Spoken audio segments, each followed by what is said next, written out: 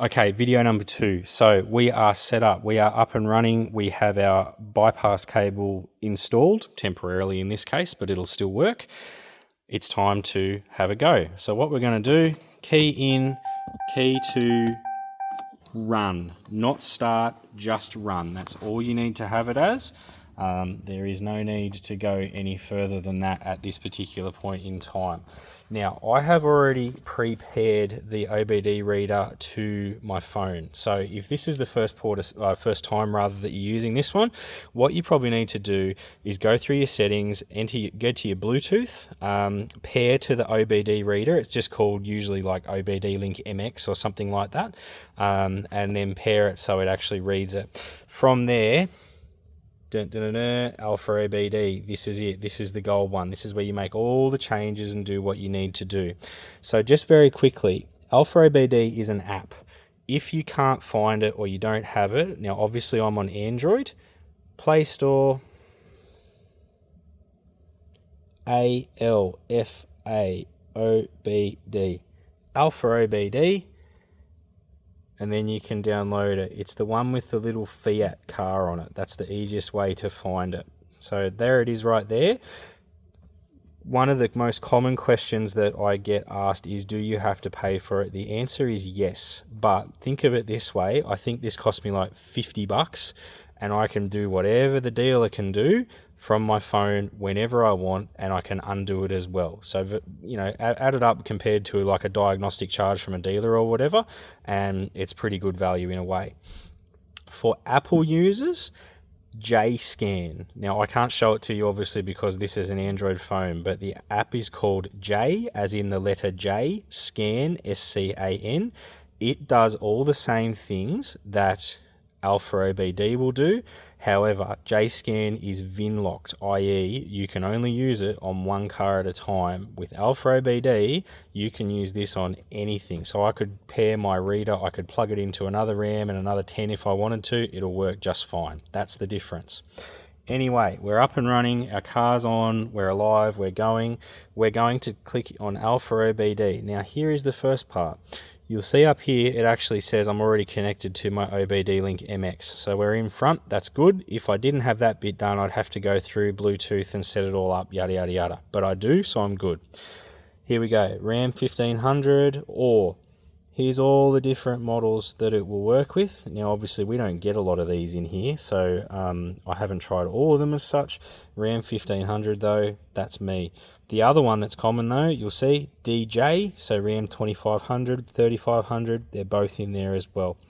For the purpose of the exercise, let's go into the body computer, which is this one here. Now, as you can see, here's all the different things you can get into.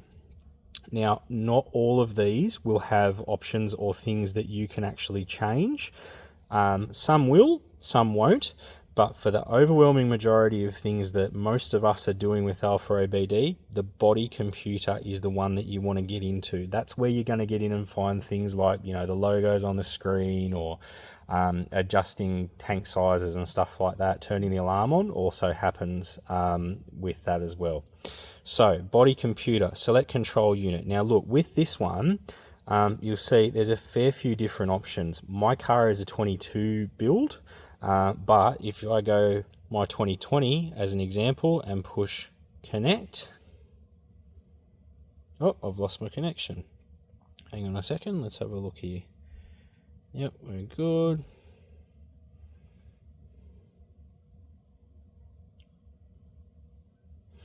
Waiting. There you go, connected. So even though my car's a 2022, it's still found the body control model, 2018, 19, whatever, it's a DS. I know that, we're all good. Now, to get into Alfaobd, I'm sorry for how blurry this is, but you'll see down the bottom of the screen, you can actually see a button that looks like the little Fiat car with its bonnet up. That's what you push to get in and start making changes and making sure that things work.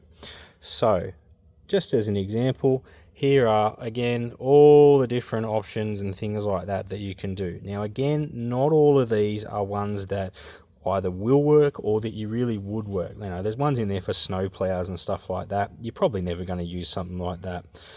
But this is where the magic happens, so to speak.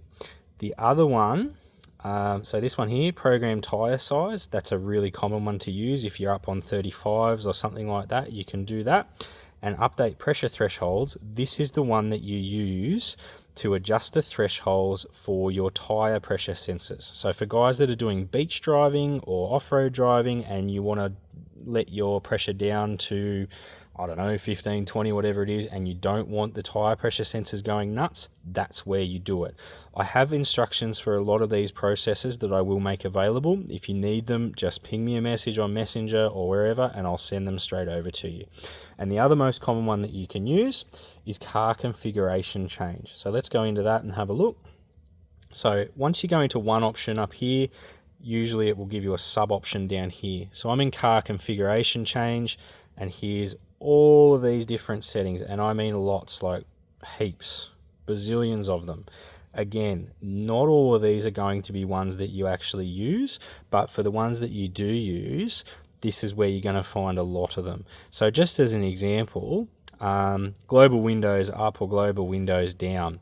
Global windows down is basically one where, and the VW guys will appreciate this, you tap the unlock button on your remote a couple of times, not only will the doors unlock, your front windows will go down. So if you're on a hot day or whatever and you want a bit of airflow through there, you can actually do that. Global windows up is actually currently disabled as a safety measure. You can't get it to work anywhere, but it may come back later. So fuel tank calibration, things like that, this is where they are. Again, I have instructions. I'm happy to make them available to anybody. Vehicle theft alarm. You might have seen the video that I did a couple of months back about how to turn it on. It's all just software. It's all just yes, no, turn on, whatever the case may be, and it can all be undone as well if it needs to.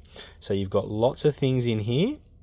And again, this is the stuff that dealers and some aftermarket companies are trying to charge hundreds and hundreds of dollars for. You can do it yourself. You can change what you need.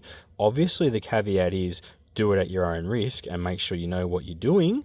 But this is how you can actually make a lot of changes and how you can sort things out. So a common one here as well, you'll see this CAN bus control features, LED front turn lamps, front fog lamps.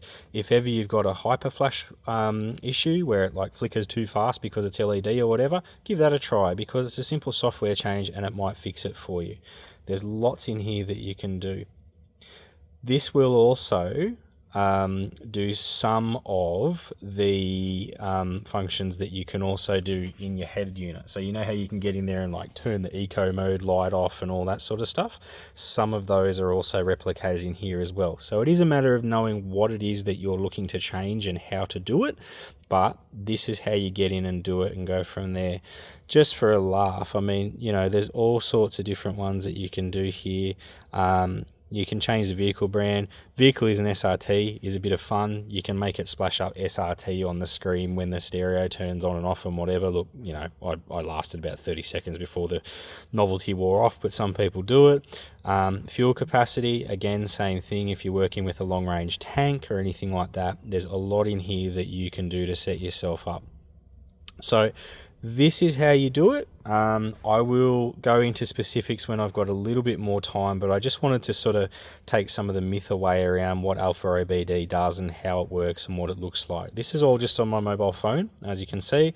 So again, this is what a bypass cable enables you to do.